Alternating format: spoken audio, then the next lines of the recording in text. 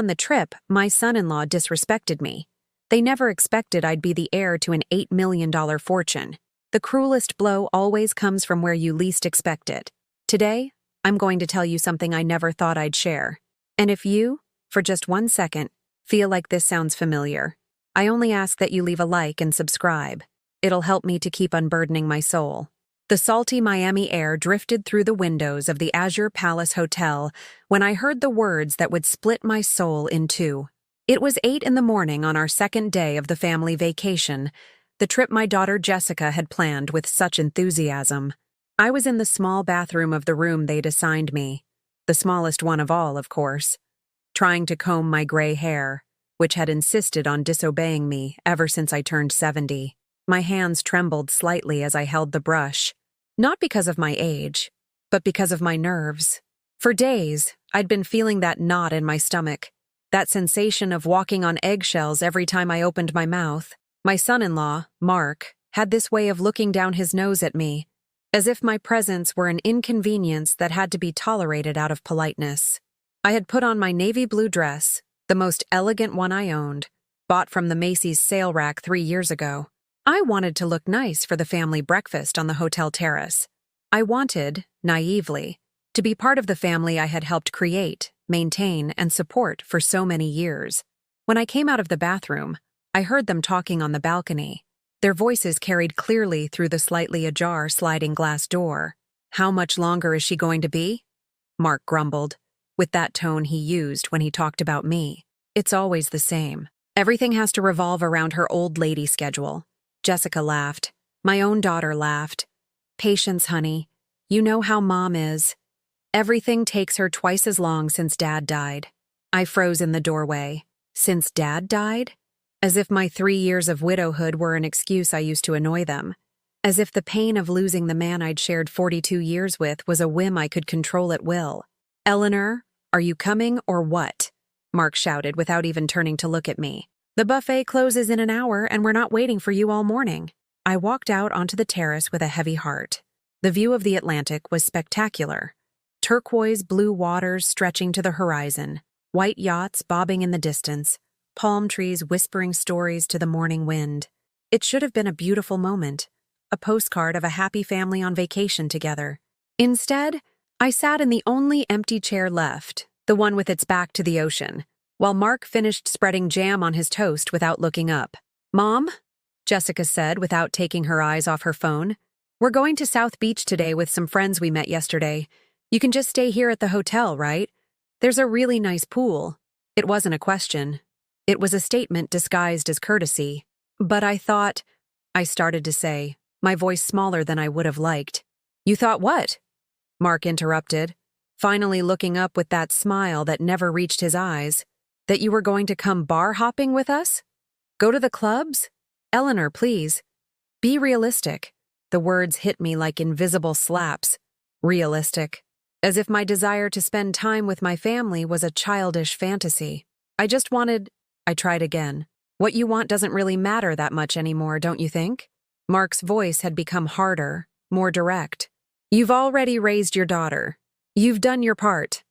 Now let us live our lives without having to worry if you're tired, if something hurts, if we need to explain everything to you 3 times. Jessica remained silent, scrolling through Instagram as if the conversation wasn't about her, as if they weren't talking about her mother, as if I were a stranger sitting at their table. My coffee grew cold in my hands as I watched them plan their perfect day. They would talk about restaurants I couldn't afford, cocktails I shouldn't drink because of my medication, and places where my presence would be a nuisance. "Besides," Mark added, wiping his mouth with a napkin, "this hotel is crazy expensive. It's not like you have money to burn on whims. You should just take the opportunity to rest." There it was again, the jab about my financial situation, as if he didn't know perfectly well that I had sold my mother's jewelry to help them with the down payment on their house. As if he didn't remember that for 2 years, I had watched little Isabel for free while they built their careers. I got up from the table without a word. I picked up my handbag, the brown leather one that had been my mother's, and walked toward my room with what little dignity I had left. Once inside, I sat on the edge of the single bed and looked out the small window that faced the hotel parking lot.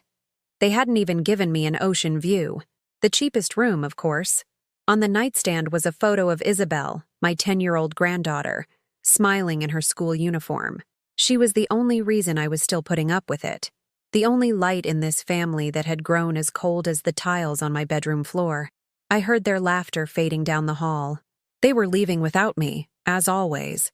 As it had been for the last 3 years since I became a widow and turned into the family burden, I took off the low-heeled shoes that were hurting my feet and lay down, fully dressed, on the floral bedspread. The air conditioner hummed monotonously, blending with the distant sound of children playing in the hotel pool. And there, in that hotel room in Miami, with the bitter taste of humiliation on my tongue, I began to remember who I had been before I became the shadow they tolerated out of obligation. Eleanor Vance, 73 years old, widow, mother, grandmother, and very soon, so much more than any of them could possibly imagine. 3 hours later, when the sun was already heating the tiles of the empty terrace, they returned from the marina loaded with shopping bags from brands I only knew from magazines. Mark was wearing a new white linen shirt, and Jessica was sporting a pair of sunglasses that must have cost more than my monthly Social Security check. "How was your spa day?" Jessica asked with that fake smile she'd perfected since she got married. "We hope you got some rest." I was sitting on the small sofa in the room, knitting a scarf for Isabel. My hands needed to be busy when my mind started to wander into dangerous territories. "It was lovely, dear," I lied, as I had learned to do to keep the family peace.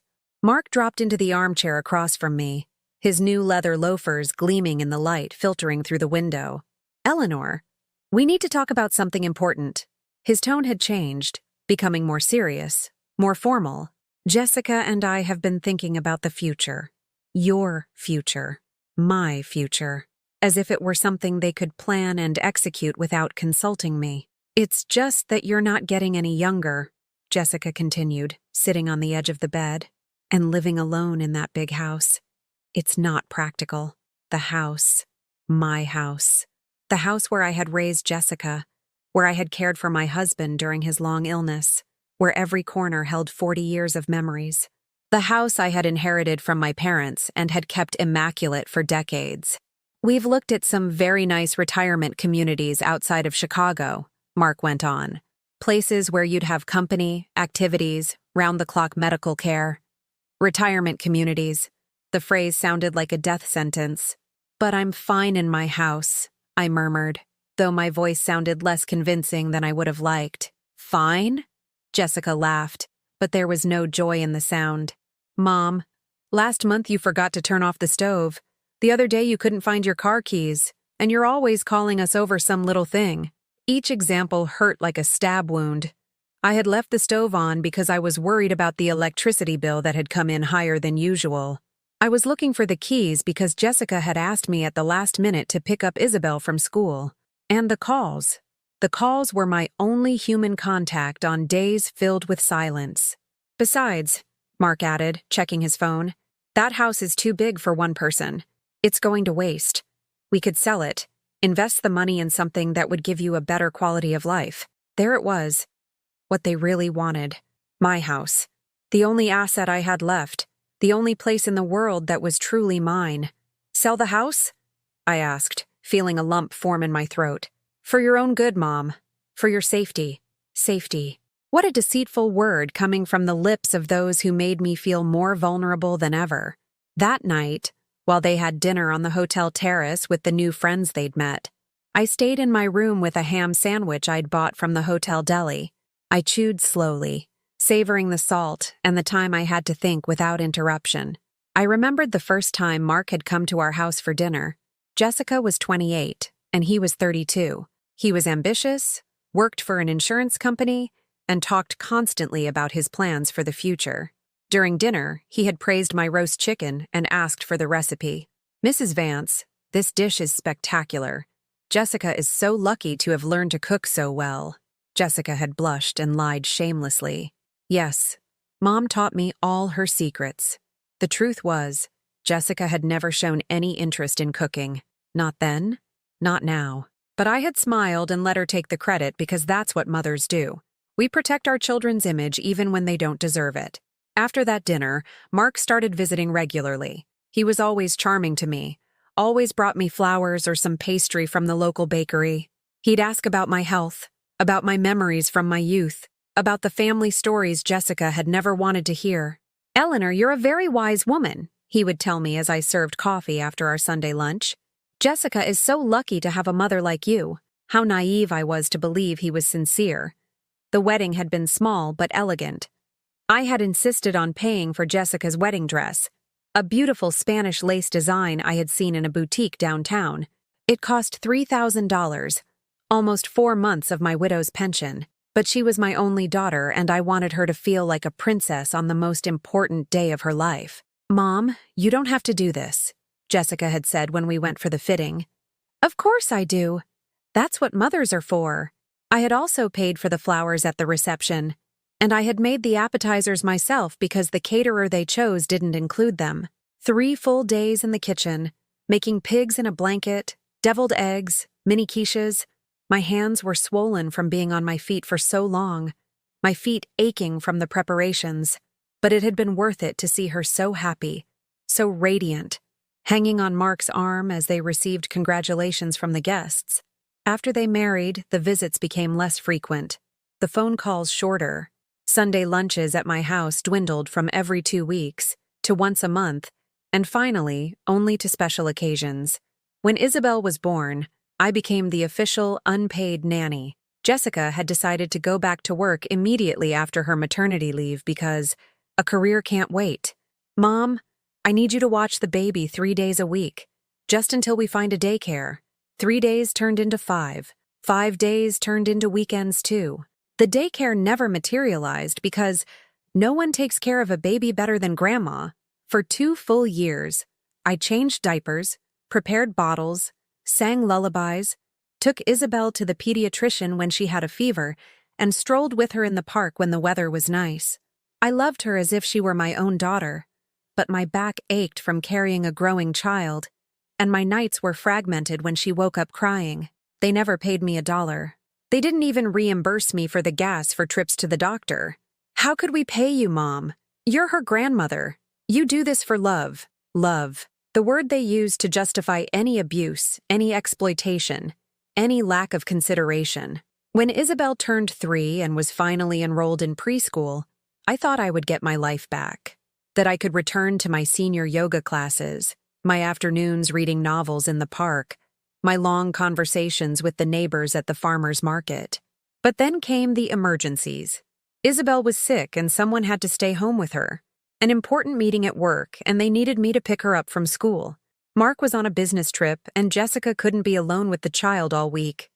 Always me, always available, always willing to change my plans for theirs. And when my husband got sick with lung cancer, when I needed support, when the nights in the hospital became endless and medical bills drained our savings, where was my family? Jessica would visit once a week, always in a hurry, always with some excuse to leave soon. Mark didn't even do that. He sent his regards through his wife. I was alone with my husband in his final weeks. I alone held his hand when he passed away one February dawn. I alone organized the funeral, paid the expenses, and sorted through his belongings. I finished my sandwich and got up to brush my teeth. In the bathroom mirror, I saw a 73-year-old woman, gray-haired, with wrinkles that told stories of smiles and tears, of sleepless nights caring for others, of entire days cooking for a family that no longer valued the effort.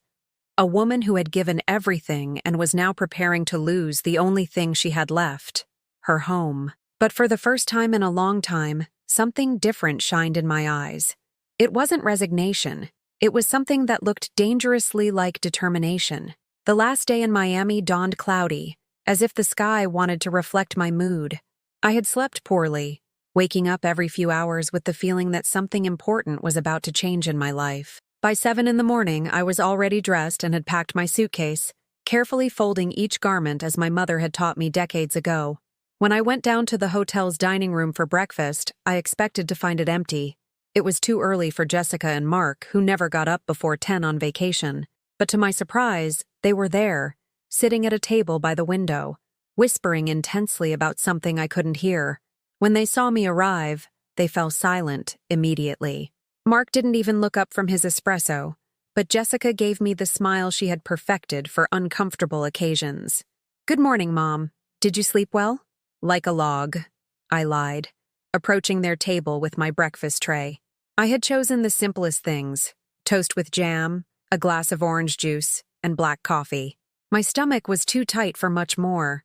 I sat in the empty chair, the one with its back to the pool where a few early risers were already swimming laps. The silence stretched between us like a heavy, damp blanket. "Mom," Jessica began after clearing her throat, "Mark and I were talking about yesterday. About the house." There it was again. My house. Their constant obsession. "We found a perfect community," she continued, pulling out her phone and swiping her finger across the screen. "Look how beautiful it is. It's called Autumn Meadows, and it's just outside the city. They have single rooms with private bathrooms, a communal dining hall, a TV room, even a library." She showed me the photos as if she were showing me a luxury resort instead of what it really was, a place where you send old people when their families get tired of them. "The activities look really fun," she added, swiping to another picture where several seniors were playing cards in a room that looked like a hospital painted in cheerful colors. "Bingo, crafts, weekend outings." "I don't need activities," I said, trying to keep my voice steady. "I have my own activities at my house." Mark finally spoke, without looking up from his sports section. "Eleanor, let's be realistic. What activities? Watching TV alone? Talking to the plants in your garden? That's not a life. That's just existing." His words hit me like slaps. Talking to the plants. As if my life were so pathetic that it had come to that. "Besides," Jessica continued, "think about Isabel. She needs stability. She needs to know her grandmother is well taken care of. In that house alone, anything could happen to you. You could fall, you could faint, and nobody would know until it was too late. Isabel.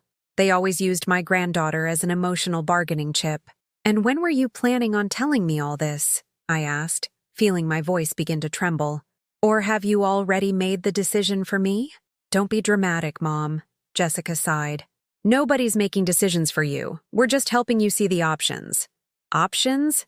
The word came out louder than I intended, and a few people at nearby tables turned to look at us. "What options?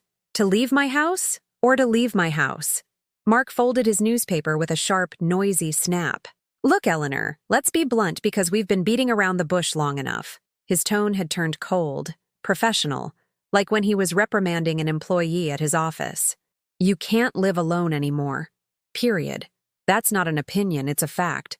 Last month you forgot to pay the electric bill. 2 weeks ago you lost your car keys and called Jessica crying at 2 in the morning. Every word was a public humiliation. Other hotel guests pretended not to listen, but I could feel their sidelong glances, that mix of curiosity and pity that other people's family drama inspires.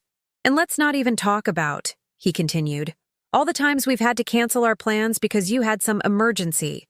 The faucet was broken, the TV wasn't working, your back hurt, and you needed someone to go buy you medicine."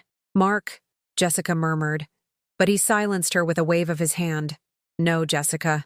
Enough with the kid gloves. Your mother needs to hear the truth." He turned to me with those gray eyes that had once seemed kind. "Eleanor, you've completed your cycle. You raised your daughter, you cared for your husband, you were a grandmother. Now it's time for you to let us live our lives without constantly having to worry about whether you're okay or not."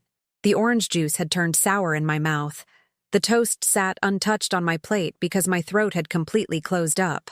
"Besides," Jessica added, as if her husband's words had been a mere prologue, "it's not just for us. It's for you too. Don't you realize how lonely you are? Don't you see how sad your life is right now?" Lonely. Sad. As if they weren't the main cause of that loneliness. As if they hadn't been the ones to gradually pull away until our conversations became monologues of complaints and demands. "In the community, you'd have company," she went on. "People your age, with your interests. You could make friends, participate in activities, feel useful again, as if I had stopped being useful, as if the 43 years I had dedicated to caring for my family counted for nothing. I stood up from the table so abruptly that my chair scraped against the marble floor. A few drops of coffee spilled onto the white tablecloth. I need to use the restroom, I mumbled, and walked away toward the hotel restrooms before they could say anything else. Once locked in a stall, I sat on the toilet lid and let the tears fall freely for the first time in days. They weren't just tears of sadness. They were tears of rage, of humiliation, of powerlessness. 43 years of marriage, 25 years of being a mother, 10 years of being a grandmother. And this was what I got in return: to be kicked out of my own life like an old piece of furniture that no longer matched the new decor. I heard footsteps in the bathroom and forced myself to control my crying. An older woman, probably my age, was washing her hands at the sink. When I came out of the stall, she looked at me with that instant understanding that only exists between women who have lived long enough. "Are you all right, dear?" she asked with a soft southern accent. Yes, I lied, washing my hands to have something to do with them. "Just a little tired." She nodded, but she didn't leave. She stood there, slowly drying her hands while watching me in the mirror. "I have kids too," she said finally. "And I've cried in a hotel bathroom because of them too." Her words surprised me so much that I looked up and met her eyes. "And what did you do?" I asked. "I learned that a mother's love doesn't have to mean sacrificing everything, that I have a right to live my own life, too." She smiled with a mix of sadness and wisdom. "Took me 70 years to learn it, but it's never too late." She left, leaving me alone with her words echoing in my ears. It's never too late. When I returned to the table, Jessica and Mark had finished their breakfast and were mentally packing, calculating flight times and traffic for the trip back to Chicago. "Mom, we've decided that on Monday we'll go visit Autumn Meadows," Jessica announced as if it were a fun outing.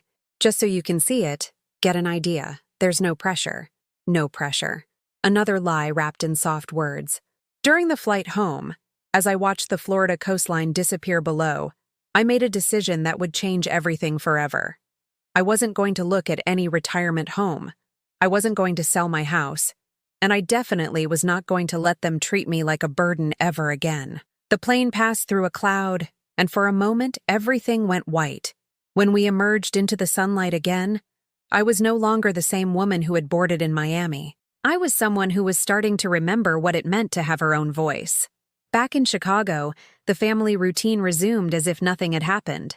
Jessica called me every other day with the persistence of an insurance agent, always on the same topic: the visit to Autumn Meadows. "Mom, I've already spoken with the director. Her name is Carmen and she seems very nice. She said she can see us on Wednesday morning." "I don't want to go, Jessica. It's just a visit, Mom." "You're not committing to anything." But I knew it wasn't just a visit. It was the first step in a plan they had laid out without me, where my opinion was just an annoying formality to get through. On Tuesday morning, while I was watering the garden plants that seemed to bother Mark so much, my cell phone started to ring. The number wasn't familiar. It had a 207 area code, from Maine. I almost didn't answer, thinking it was a telemarketer. "Hello? Mrs. Eleanor Vance?" The voice was male, formal, with a faint New England accent. "Yes, this is she. This is David Adler, from the law firm of Adler and Associates in Portland. I'm sorry to bother you, but I have some important news for you." My heart immediately started to race. Calls from lawyers never bring good news. I thought of some distant relative who might have passed away, some legal trouble I didn't understand. "What is it?" "Your great-aunt, Ms. Hope Caldwell, passed away last week in Kennebunkport. Do you remember her?" Hope. The name struck me like a bolt of nostalgia. My maternal grandmother's younger sister, that mysterious woman who had always lived on the East Coast and would visit my family when I was a child. An elegant, independent woman who had never married and worked as an accountant for a major shipping company. Yes, I remember her, though I haven't heard anything about her in many years. "I understand. The reason for my call is that you are listed as the sole beneficiary in her will." The words hung in the air, as if spoken in a foreign language my brain refused to process. "I'm sorry?" "Ms. Caldwell has named you her sole heir. The estate includes her condominium in Kennebunkport, a savings account at Bank of America, and several investments in fixed income funds. The total estimated value is approximately $8,200,000. The watering can fell from my hands and clattered on the stone patio with a loud crack that seemed to echo through the entire neighborhood. $8,200,000. Mrs. Vance, are you all right? Are you sure? Isn't there some mistake? There's no mistake. I have the will right here, signed and notarized 3 years ago. There is also a personal letter she left for you. Would you be able to come to our office this week to begin the probate process? I sat down on the small wrought iron bench my late husband had installed under the maple tree in the garden. My legs wouldn't support me. This week? Yes, ma'am. The sooner we start the process, the better. There are some documents that require your signature, and there's also the matter of inheritance taxes, although the laws are quite favorable. After hanging up, I sat in the garden for over an hour, staring at the roses I had planted 10 years ago without really seeing them. $8 million. A sum of money that surpassed anything I had ever imagined possessing in my entire life. Hope Caldwell. I remembered her visits when I was a girl of 8 or 9. She would arrive in a taxi from the station, always dressed in impeccable suits and leather shoes that shone like mirrors. She brought expensive gifts for me: French dolls, illustrated books, Belgian chocolates wrapped in gold foil. My mother both admired and feared her. "Your Aunt Hope is a very modern woman," she would always say, as if modernity were something slightly dangerous. "She lives alone, manages her own money, doesn't depend on any man." In those years, a single woman with a professional career was extraordinary. Hope represented a life possibility my mother had never dared to dream of. The last time I had seen her was at my grandmother's funeral, more than 20 years ago. She was an old woman by then, but she still had that natural elegance and intelligent gaze that had impressed me in childhood. She had approached me after the burial. "Eleanor, isn't it? You look just like your grandmother at your age." She had taken my hands in hers, which were surprisingly soft for a woman in her 70s. "Take good care of yourself, child. And remember, there are always more options than you think." I hadn't understood her words at the time. Now, 30 years later, they were beginning to make sense. That afternoon, when Jessica called to confirm the visit to the retirement home, I told her I couldn't go. "What do you mean you can't go? What's more important than your future?" "I have to travel to Portland." "To Portland? What for?" "Family business." "What family business?" "Mom, we don't have any family in Maine." "Yes, we do." "I did." "What are you talking about?" "Aunt Hope died. Grandma's sister. I have to go sign some papers." There was a silence on the other end of the line. "Aunt Hope? The one who lived alone and used to visit when we were little?" "That's the one." "Oh my God, I completely forgot she even existed. Did she leave you anything?" The direct question caught me off guard. For a moment I was tempted to tell her the truth, but something stopped me. An inner voice telling me to keep quiet, to say nothing until I was clear on what I was going to do with this new reality. "I don't know yet. That's why I have to go." "Well, it can't be much. The woman lived alone. I doubt she had a lot to leave behind. If only she knew how wrong she was." "Let's postpone the visit to the home until I get back from Portland." "Mom, you can't keep postponing important decisions for silly things." Silly things. $8 million were silly things to a daughter who had no idea what she was talking about. "It's not a silly thing, Jessica. And the decision about the home isn't urgent." "Yes, it is. There's an opening next Monday, and Carmen said she's not going to hold it for us indefinitely." "Then let her not hold it." "What?" "Let her not hold it. I'm not going to see any retirement home until I'm ready to. And right now, I'm not." Another silence. This one longer and more tense. "Mom, are you okay? You sound very strange." "I'm perfectly fine. I've just decided that my life is my own, and I'm going to start making my own decisions." "What does that mean?" "It means I'm going to travel to Portland when I need to. I'll visit retirement homes when I want to, and I'll sell my house when I feel like selling it, if I ever feel like it." "Mom." "No, Jessica. For the first time in a long time, I'm going to do what I think is best for me. And now I have to go because I need to pack." I hung up the phone before she could reply. I stared at the device for a few minutes, feeling a strange mix of terror and liberation. It was the first time in years I had ended a conversation with my daughter when she wanted to keep talking. And it felt good. That night, As I packed a small suitcase for the trip to Portland, I found a shoebox full of old photographs in the back of my closet. Among them was a black and white picture of Aunt Hope sitting at a seaside cafe, smiling at the camera with the confidence only women who have learned to rely on themselves possess. On the back, in her elegant, firm handwriting, she had written, "For Eleanor, for when you're older and understand that freedom isn't a gift they give you, but a right you must claim." For the first time in weeks, I slept deeply and without nightmares.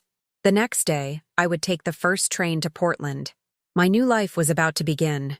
The Amtrak train left Chicago at 7:30 in the morning, crossing the Midwest as I watched the landscape from my window with a completely new feeling. For the first time in decades, I was traveling alone, by my own choice, to a destination I had chosen. I wasn't going to take care of anyone. I wasn't going to solve anyone else's problems. I wasn't going to sacrifice my time for the needs of others. During the long journey, I reread the letter Aunt Hope had left for me several times. The lawyer had emailed it to me after our phone call. "My dearest Eleanor," it began in that elegant script I remembered from my childhood. "If you are reading this, it is because I have passed on and you have inherited everything I built over a lifetime of work and independent decisions. I did not choose you as my heir by chance, but after much deliberation. I remember you as a child, watching me with those curious eyes when I visited your family. I saw in you a special intelligence, a sensitivity that reminded me of myself at that age. But I also saw how, even then, your mother was teaching you to be compliant, to put the needs of others before your own, to seek approval instead of respect. Every word was an arrow aimed directly at the heart of my life. I have followed your journey from a distance. I know you married young, raised your daughter selflessly, and cared for your husband through his illness. I also know that you now live alone, and that your family treats you like a burden instead of the valuable woman you are." How could she know so much? Had she been watching my life all these years without me realizing it? This money is not just an inheritance, Eleanor. It is a tool of liberation. Use it to remember who you were before you became what others needed you to be. Use it to build the life you deserve, not the one that has been imposed upon you. And remember, you do not have to explain to anyone how you spend your money, how you live your life, or how you make your decisions. Financial independence is the only real freedom women have in this world. The train arrived in Portland right on time. The city greeted me with a crisp, clean air that contrasted with the heaviness I had felt in Chicago for the past few weeks. I took a cab to the lawyer's office, located on an elegant street in the Old Port. David Adler turned out to be a man in his 60s, with a graying beard and a cordial but professional manner. His office had that air of seriousness and tradition found only in long-established law firms. "Mrs. Vance, it's a pleasure to finally meet you." He greeted me with a firm handshake. "Your aunt spoke of you often. She held you in very high regard." "She spoke of me?" "When?" "She would come to my office every 6 months or so to review her will and her investments. She always asked about you, though she kept her distance out of respect for your privacy." I sat in the leather chair opposite his desk, feeling a mix of curiosity and excitement I hadn't experienced in years. "Tell me, Mr. Adler, what exactly does the inheritance include?" He opened a thick folder and began to list the assets with the precision of someone accustomed to handling considerable estates. "The condominium in Kennebunkport, in the Grosvenor district, with an ocean view. It's valued at $2.3 million. A checking account at Bank of America with $600,000. Investments in fixed income funds worth $5 million. And a small collection of jewelry currently in a safe deposit box at the bank. $8,900,000 in total, a sum that exceeded even the initial estimate. There is also this," he added, handing me a sealed envelope. "She asked me to give it to you personally when you came to sign the documents." I opened the envelope with trembling hands. Inside was a small golden key and a handwritten note. "This key opens safe deposit box number 247 at the Bank of America in Kennebunkport. In there, you will find more than just jewels.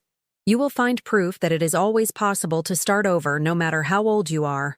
I signed all the necessary documents in a daze. The probate process would take a few weeks to complete, but the lawyer assured me there would be no complications. Your aunt was a very organized woman. Everything is in perfect legal order. Before leaving, I asked him something that had been on my mind since the first call. Why do you think she chose me? She had other nieces, other relatives. David Adler smiled with an expression that mixed respect and nostalgia. Because you were the only one who understood what it meant to sacrifice for others. And therefore, the only one who would truly understand the value of freedom. That afternoon, I took a bus to Kennebunkport. I needed to see the condo, to stand in the place where the woman who had given me a second chance at life had lived. The address led me to an elegant, early 20th century building overlooking the beach. The doorman, an older man who had known Hope for decades, greeted me with emotion. You must be Eleanor. Ms. Hope told me so much about you. She always said you'd come visit one day. The condo was spectacular. 1,200 square feet with 2 bedrooms, a spacious living room with direct ocean views, a modern kitchen, and a library that filled an entire wall. The furniture was of excellent quality but understated, chosen by someone who valued function as much as beauty. In the master bedroom, I found a framed photograph that took my breath away. It was a picture of the two of us together, taken during one of her visits when I was about 12. We were in my parents' garden, and she was pointing at something in a book we had been reading together. On the back, in her distinctive handwriting, Eleanor at 12. Even then, I knew she would be special. I sat in the armchair by the window, from which you could see the entire bay. The waves broke gently against the shore as surfers caught the last light of the afternoon. For the first time in my adult life, I was in a place that was completely mine, without having to explain myself to anyone, without schedules imposed by others, without family obligations to fulfill. And I realized something that surprised me. I didn't feel lonely. I felt free. That night, I had dinner at a small restaurant in the old town, ordering whatever I wanted without looking at the price, without thinking about whether I should be saving for some future family emergency. Oysters, grilled halibut, and a glass of crisp Chardonnay that tasted of sea salt and new possibilities. The waiter, a friendly young man who was probably my granddaughter Isabel's age, treated me with the natural respect given to any customer, without the patronizing condescension I had begun to notice in Chicago whenever I went out alone. After dinner, I walked through the cobblestone streets, pausing at shop windows, watching people dine on terraces, feeling the damp sea air on my face. In a bookstore that was about to close, I bought a travel guide to New England, not because I had any concrete plans, but because for the first time in decades, I had the freedom to make plans if I felt like it. Back at the condo, I made a chamomile tea and sat by the window again. My phone had buzzed several times during the day, Jessica asking when I was coming back, when we could revisit the topic of the retirement home, if I had discovered anything important in Portland. I hadn't answered a single call. Not because I was angry, but because for the first time in my life, I was experiencing what it meant to have my own time, my own thoughts, my own decisions. I looked at my reflection in the window pane. It was the same 73-year-old woman who had boarded the train in Chicago that morning, but something fundamental had changed in her eyes.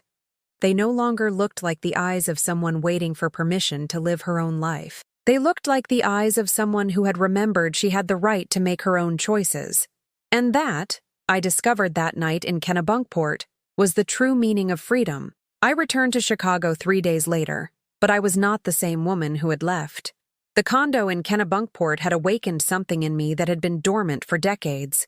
The ability to enjoy my own company, to make decisions without consulting anyone, to exist without justifying every minute of my time. During those 3 days, I had visited the safe deposit box Aunt Hope had left me. Besides the jewelry, a pearl necklace that must have been worth a fortune and diamond earrings that sparkled like stars, I had found something far more valuable.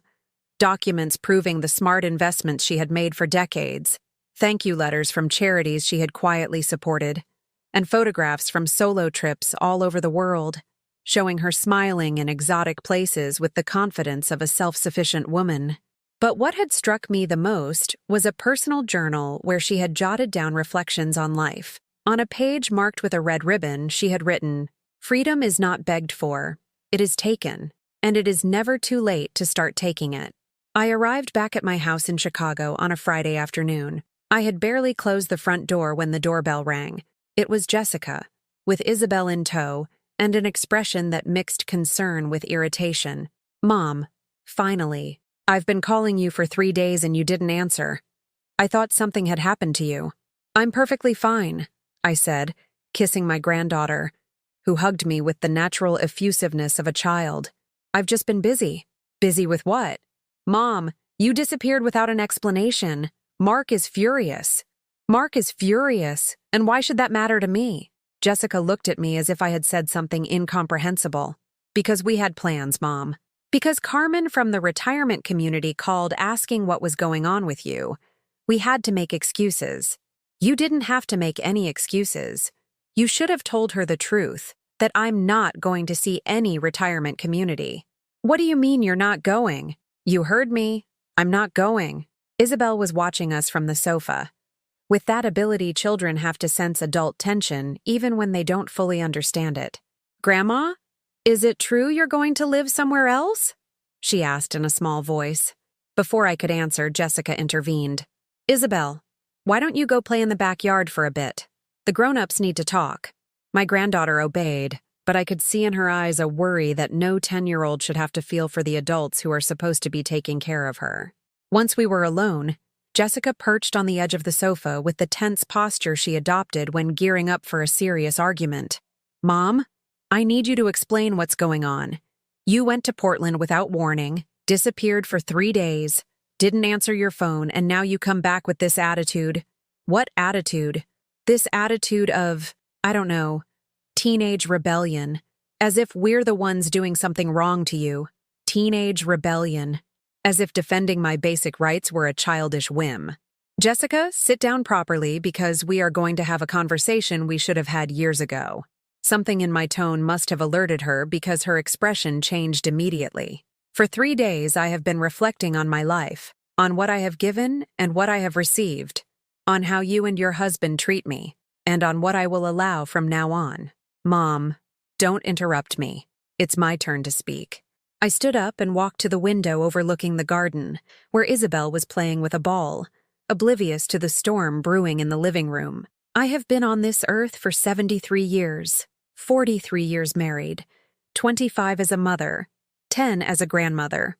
I have cooked thousands of meals, washed mountains of clothes, cared for the sick, raised children, worked, saved, and given until I had nothing left to give. No one forced you to do any of that. Didn't you?" I turned to face her. "You didn't force me? Who took care of Isabel for the first 2 years of her life while you two built your careers? Who sold her grandmother's jewelry to help you with the down payment on your house? Who has been available every single time you've needed something, regardless of whether I had plans or not?" Jessica fell silent, but I could see on her face that she knew exactly what I was talking about. "And now," I continued, "when I finally have the chance to live my final years as I wish, it turns out I'm a burden, that my house is too big, that my life is sad, that I have to go to a retirement home so you two can live in peace. That's not it, Mom. It's for your own good." "No." The word came out louder than I intended. "It is not for my good. It's for yours. Because it annoys you to have to deal with me. Because you can't be bothered to call me, visit me, include me in your plans. Because I am an uncomfortable reminder that you too will get old one day." Jessica had gone pale. "That's not true, isn't it? Tell me the last time you invited me to dinner when it wasn't my birthday or some obligatory holiday. Tell me the last time Mark spoke to me without that condescending tone he uses. Tell me the last time you asked me what I wanted to do, instead of deciding for me what was best for me." The silence stretched between us like a chasm. Through the window, I saw Isabel chasing a butterfly among the roses, completely absorbed in her childhood world where things were still simple and fair. "Mom," Jessica said finally, her voice smaller, "I didn't know you felt that way." "Of course you didn't know, because you never asked how I felt. You just assume I should be grateful for whatever crumbs of attention you give me." So what do you want us to do?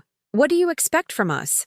The question surprised me because it implied she was willing to listen, something I hadn't expected. "I want you to treat me like a grown woman capable of making her own decisions. I want you to stop talking about me as if I'm a problem to be solved. I want you to respect me. We do respect you, Mom. No, you tolerate me.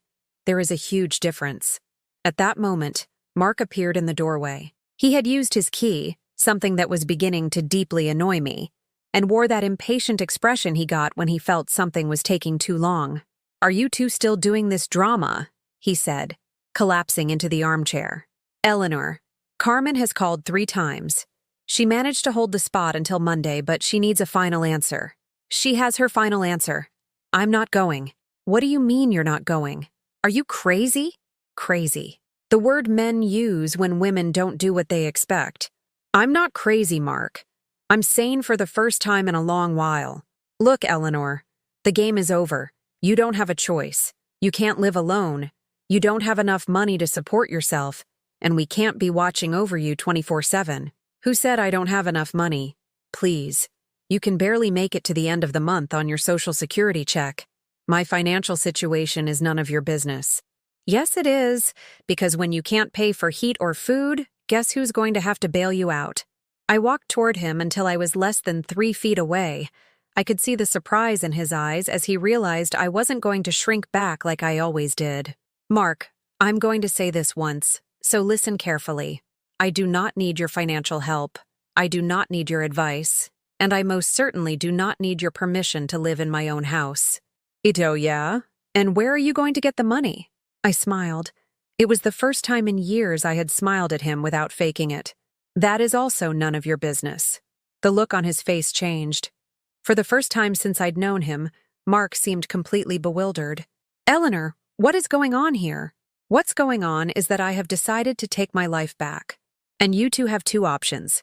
Accept it and treat me with the respect I deserve, or continue as you have been and lose me forever." "Are you threatening us?" "I'm not threatening you. I'm informing you." Jessica had been very quiet during the entire exchange, but I could see in her eyes that something had shifted.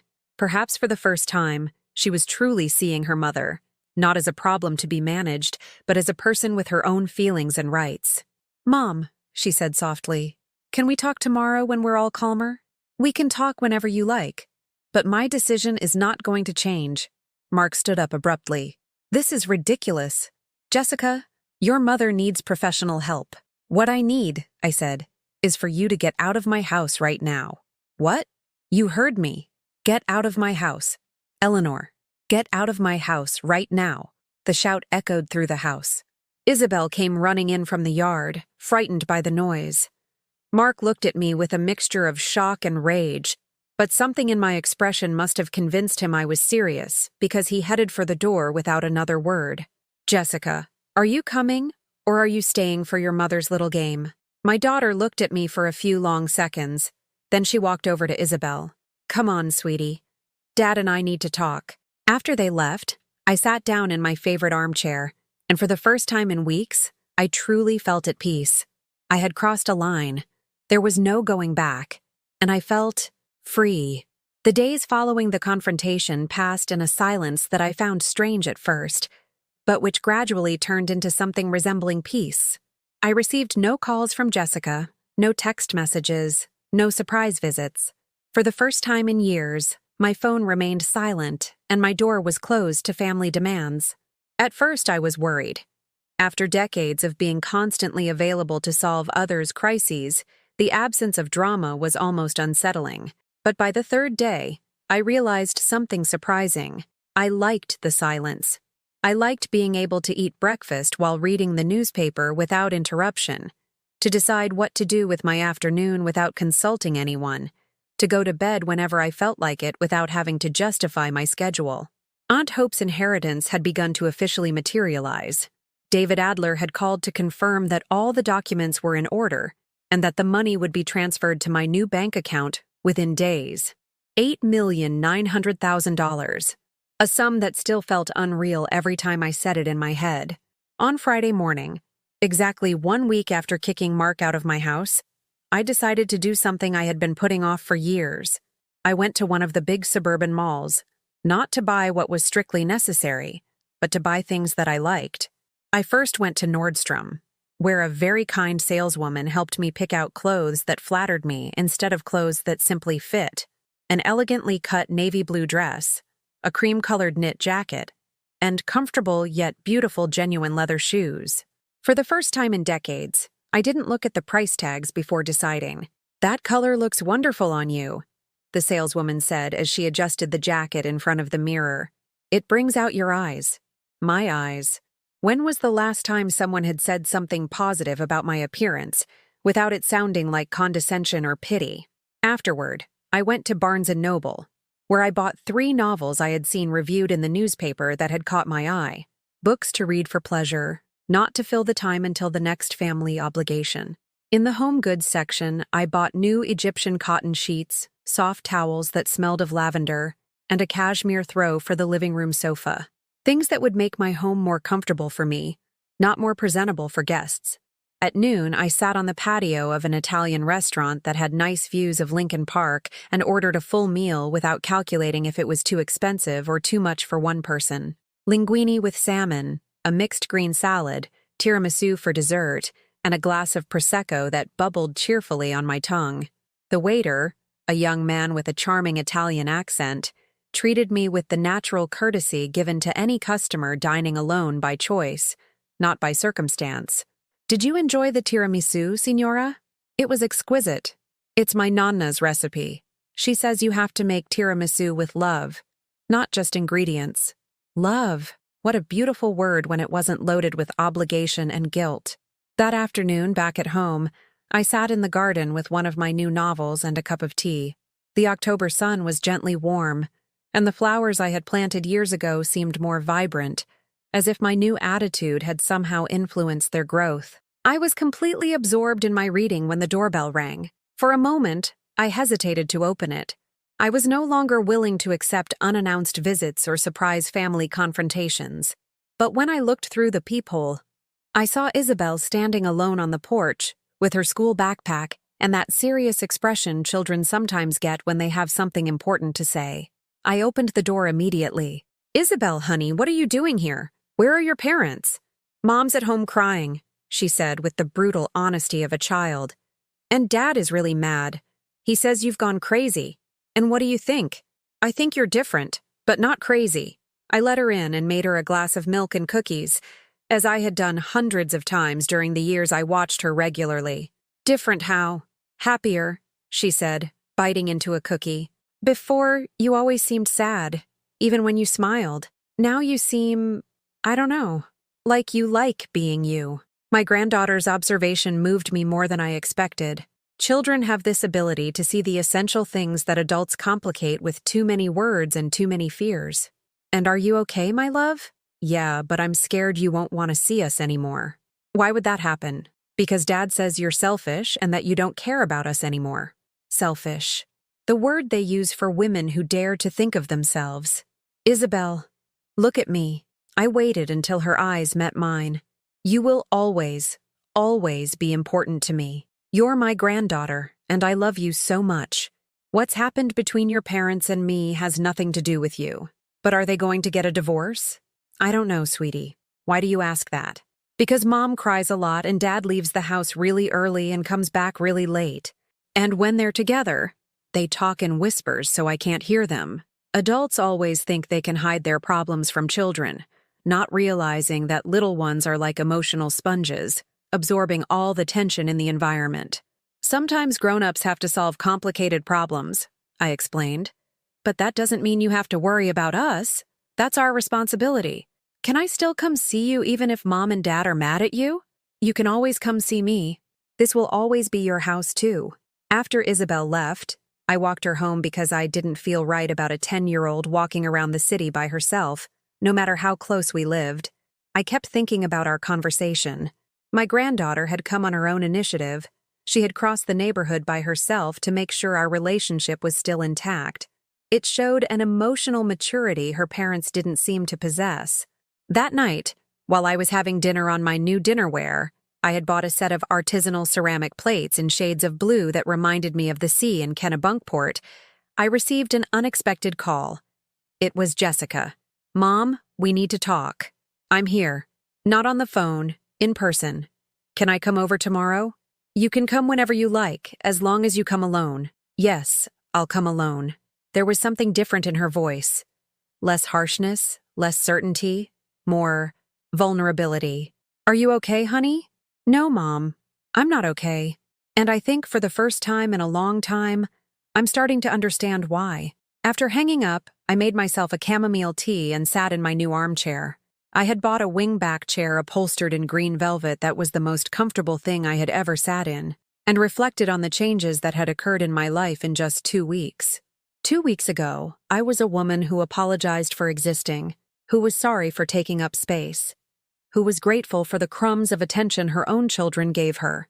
Now, I was a woman who ate dinner on new plates, who bought books for pleasure, who had an honest conversation with her granddaughter, and who would receive her daughter the next day from a position of strength rather than supplication. The difference wasn't just the money, though the money had been the catalyst. The difference was that I had remembered something I had forgotten for decades, that my life belonged to me, that I had the right to live it as I pleased, and that I would never, ever again apologize for being who I was. The next day, when Jessica arrived, she would find a completely different woman, a woman who had learned Aunt Hope's most important lesson: freedom is not begged for, it is taken, and I had only just begun to take it. 6 months later, I woke up in my condo in Kennebunkport to the sound of seagulls, and the constant murmur of the ocean as my soundtrack. The golden dawn light filtered through the white linen curtains I had chosen to replace the heavy drapes Aunt Hope had left behind. I had made the decision to move to Maine for good in February, after things with Jessica and Mark had finally found their natural balance. Not a perfect balance, because perfection doesn't exist in human relationships, but an honest one. That conversation I had with Jessica in October had been the turning point. My daughter had arrived at my house with eyes swollen from crying, and a humility I hadn't seen in her since she was a teenager. "Mom, I've been thinking a lot about what you said. And I think you're right." "What am I right about?" "That we haven't treated you well. That we've taken you for granted. That," her voice broke, "that we've been terrible children." It was the first time in years my daughter had sincerely apologized for anything. "Jessica, no, let me finish. I need to say this." She wiped her eyes with a crumpled tissue. "When I was little, you were my hero. You cooked my favorite meals. You helped me with my homework. You comforted me when the girls at school were mean to me. You were the perfect mother. I wasn't perfect, honey. To me, you were. But at some point, I don't know when, exactly, I stopped seeing you as my mother and started seeing you as a service. Someone who was there to solve my problems whenever I needed it."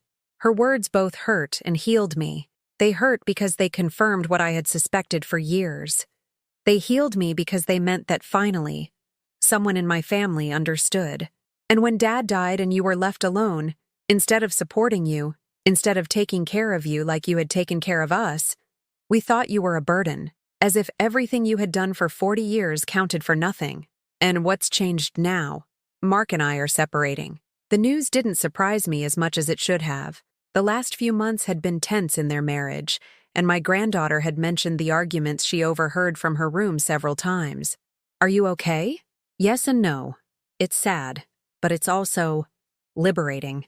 The process has made me see a lot of things about myself that I didn't like. She told me that Mark had reacted very badly to my new behavior, interpreting it as a corrupting influence on his wife. He had demanded she choose between her husband and her mother, an ultimatum that had turned out to be the final catalyst for Jessica to realize who she was really married to. When he told me I had to choose, I realized I had already chosen a long time ago. I had chosen a man who didn't respect my mother, and by extension, didn't respect me. The separation had been complicated, but civil. Mark had kept the house, something Jessica didn't mind because it had never really felt like hers. And she had found a small but cozy apartment near Isabel's school. "Mom, I wanted to ask you something." "What is it?" "Could we start over?" Not as if nothing happened, but by acknowledging what happened and committing to doing better. That conversation had marked the beginning of a completely new relationship between us. A relationship between two adult women who respected each other, instead of a relationship between a self-sacrificing mother and a daughter who took advantage of that sacrifice. Now, as I made coffee in the kitchen of my condo overlooking the ocean, I remembered those months of transition with fondness but without bitterness.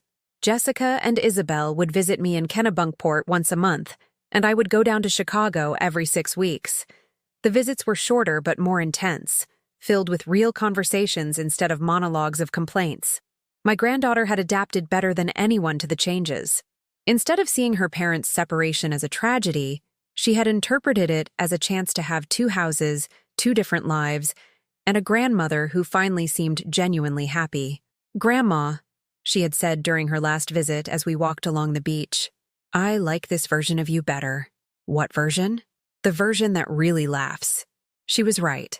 I had rediscovered laughter. Not the polite laugh one uses to fill awkward silences, but the genuine belly laugh that comes when you find something truly funny. I had started taking painting classes at the local community arts center.